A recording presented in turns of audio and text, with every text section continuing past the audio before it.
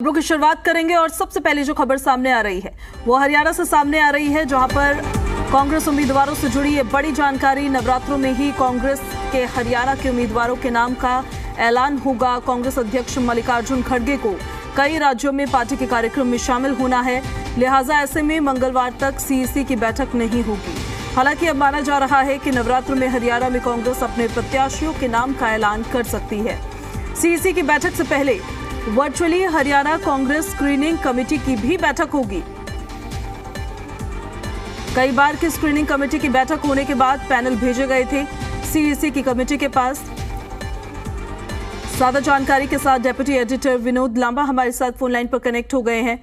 विनोद, कल लिस्ट आने की संभावना थी लेकिन कैंडिडेट्स की लिस्ट नहीं आ पाई। ऐसे में अब कहा जा रहा है नवरात्रों में ही कांग्रेस में हरियाणा के उम्मीदवारों की लिस्ट आ सकती है। ये डिले का जो रीजन बताया गया है, मल्लिकार्जुन खड़गे की व्यस्तता, ये ही उसका एक्चुअल रीजन हो सकता है, या फिर कल जो दो एसआर के ग्रुप के नेता पहुंचे उसके बाद कुछ बदलाव हुआ है और अभी भी मंथन और चर्चा की और जरूरत है, ये इसके पीछे की वजह हो सकती है? देखिए पूजा, साफ तौर पर ये कहा जा सकता है कि कांग्रेस के स्क्रीनिंग कमेटी में जो नाम पहुंचे थे, सीईसी में पहुंचे थे, उन नामों पर कोई सहमति बन नहीं पाई। समय की कमी थी, इस बात में कोई दो राय नहीं है कि सोनिया गांधी के और मल्लिकार्जुन खड़गे के कई कार्यक्रम या मीटिंग थी कल रात को भी, तो बैठकें लंबी नहीं चल पाई। लेकिन जो पैनल दिया गया था उससे भी कहीं ना कहीं सीईसी के जो मेंबर थे, खासतौर से कांग्रेस आला कमान, वो सेटिस्फाई नहीं थी। उसका असर क्या हुआ कि दोबारा से एक कम से कम सिंगल नाम के साथ रिकमेंडेशन करने के लिए कहा गया कि स्क्रीनिंग दोबारा कीजिए और सिंगल नाम की रिकमेंडेशन के साथ दोबारा आइए केंद्रीय चुनाव समिति में। उसके बाद हरियाणा का कांग्रेस की टिकटों का फैसला होगा।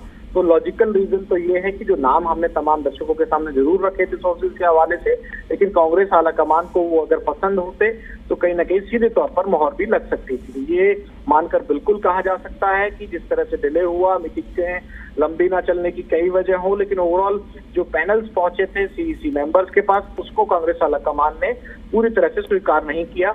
क्योंकि अगर सिर्फ केंद्रीय चुनाव समिति का इंतजार होता तो दोबारा स्क्रीनिंग कमेटी के लिए दिशा निर्देश नहीं दिए जाते। ये साफ तौर पर बावरिया ने ऑन कैमरा माना है, दीपक बावरिया हरियाणा कांग्रेस के जो प्रभारी हैं, कि भाई ये जो बात है तो साफ तौर पे कही गई है कि दोबारा से स्क्रीनिंग कमेटी की बैठक होगी।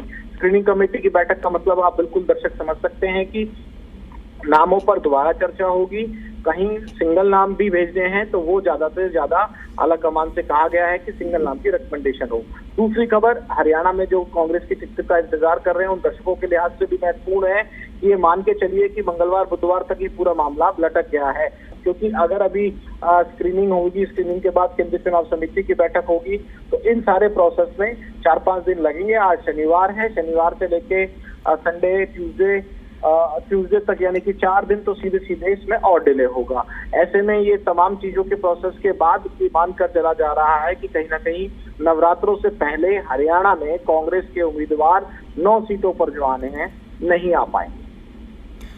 स्क्रीनिंग कमेटी में जो सदस्य थे वही इस बार भी स्क्रीनिंग कमेटी में सदस्य के तौर पर मंथन करके पैनल में नाम आगे भेजेंगे, या फिर इस बार कुमारी सैलजा या रणदीप सुरजेवाला को भी शामिल किया जा सकता है?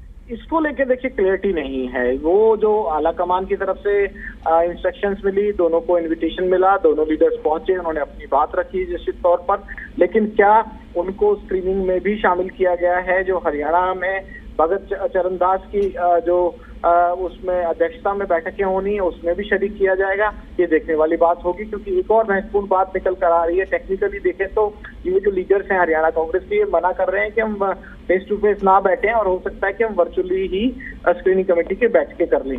ये पॉइंट बहुत वैलिड है, ये सवाल बिल्कुल बनता है, लेकिन इसको लेकर क्लियरिटी जब तक बैठक होगी नहीं, क्लियरिटी आएगी नहीं।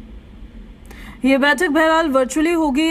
विनोद, एक चीज और आपसे समझना चाहेंगे कि भारतीय जनता पार्टी ने काफी समय पहले अपने कैंडिडेट्स का ऐलान कर दिया है, चुनाव प्रचार भी उनका लगातार जारी है। ऐसे में अभी तक स्क्रीनिंग कमेटी की तरफ से ही पैनल्स पूरी तरीके से बनकर जो गए भी उस पर भी सहमति नहीं बन पाई है। बहुत ज्यादा लेट तो कांग्रेस के लिए कहीं नहीं हो जाएगा? देखिए, कैंपेन में कहीं ना कहीं एज तो भाजपा के उम्मीदवारों को रहेगी, उन्हें ज्यादा से ज्यादा ग्राउंड कवर करने की। लोकसभा बहुत बड़ी होती है, 8-9 से कम विधानसभा एक लोकसभा में नहीं होती है। हरियाणा की जिस तरह से परिसीमन है, ऐसे में आप ज्यादा से ज्यादा रैली कर सकते हैं, ज्यादा से ज्यादा लोगों से मिल सकते हैं, ज्यादा से ज्यादा लोगों के साथ आपका सीधा डायरेक्ट कनेक्ट भी बनता है, क्योंकि लोकसभा में संभव नहीं होता कि एक एक वोटर के पास जाया जाए।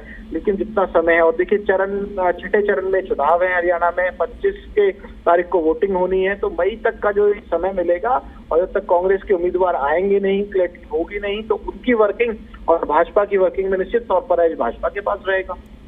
बिल्कुल विनोद, बहुत शुक्रिया आपका हमारे साथ जुड़ने के लिए, इन जानकारियों के लिए।